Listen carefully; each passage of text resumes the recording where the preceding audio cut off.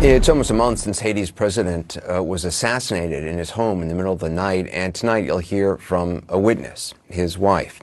It's her first sit-down TV interview since her husband was killed and she was shot and wounded. She spoke with CNN's Matt Rivers. When gunmen stormed Haiti's presidential residence and assassinated President Jovenel Moise, just one witness was there when he died. Madame First Lady, how are you? Thank you so much. His wife, Haiti's First Lady, Martine Moise. Flanked by private security, she agreed to go on camera for the first time with her side of a story that's left her shaken. You have armed security here at this interview. We've been asked and agreed not to disclose the location of where we're talking right now.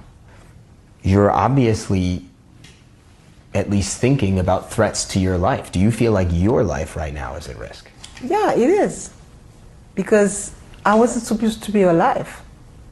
In a long conversation that switched between Haitian Creole and English, Moise described in vivid detail what happened the night her husband was killed. It was around 1 a.m., she says, when the shooting started. It wasn't something small, it was the sounds of automatic weapons.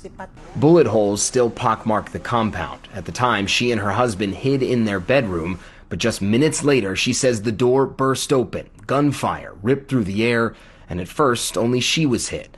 Face down and bleeding, she thinks about a dozen men ransacked the room, looking for something specific. They came to find something because I heard them saying, "That's not it, that's not it, there it is," which means they found what they were looking for. She doesn't know what they found, but after they did, an attacker approached her husband, at this point still alive and unhurt, and got on the phone. She says that person called someone and described what my husband looked like, saying he was tall, skinny, and black. Maybe the person on the phone confirmed to the shooter that was him, and they shot him on the floor. The president was dead, and the attackers left soon after. Moise believes they thought she was dead too. Critically wounded, she lifted herself up. When you stood up and you saw that he was dead, did you say anything to him? In my heart, I said something I used to tell him when he was alive. We are married for better or worse, and even beyond the grave.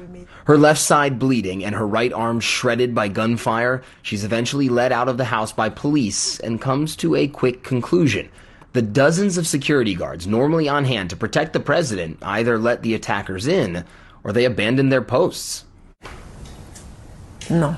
There's no other explanation, she says. You're there to protect a president, and the president is dead, and you're nowhere to be found. Adding that she was amazed. Apparently not a single guard was injured. Moise believes it's part of a much larger conspiracy. At your husband's funeral, you said, quote, "The raptors are still out there watching and laughing at us." Yes, what did you mean by that? Yes, they are. Because no one is being arrested yet. The people that they arrest is the people that pull the trigger. They won't pull the trigger with no orders. So the main character that we need is the people that paid for that and the people that gave the order. And you think that that person or persons has not yet been arrested? No. The official investigation has led to the arrest of more than 40 suspects, but has still not provided a motive for the president's killing or identified a mastermind behind it all. That has left a vacuum. Haiti flooded with theories about who killed a president who at the time of his death was an embattled, largely unpopular leader. Even still, for his widow, this was an unimaginable ending. I never thought that the level of hate ever existed in the country. You never thought this could happen? No. Because your husband did have a lot of enemies. Yes, he did. But I didn't know that they hated that much to kill him.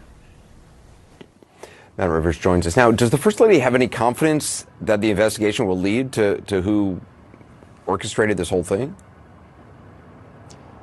I think it's safe to say no, she does not, Anderson. She continues to want the U.S. authorities that are already involved in this investigation to even ramp up their participation. She's also publicly calling on the United Nations to create a special investigative tribunal to investigate her husband's assassination, much like they did after the assassination of Lebanon's president back in the mid-2000s. Basically, she's saying there are so many powerful interests in Haiti that if outside investigators, foreign investigators, are not involved in this, she doesn't think the truth will ever really be found out. Matt Rivers, appreciate it. Thank you. Fascinating. Up next, a surprise about what's ahead for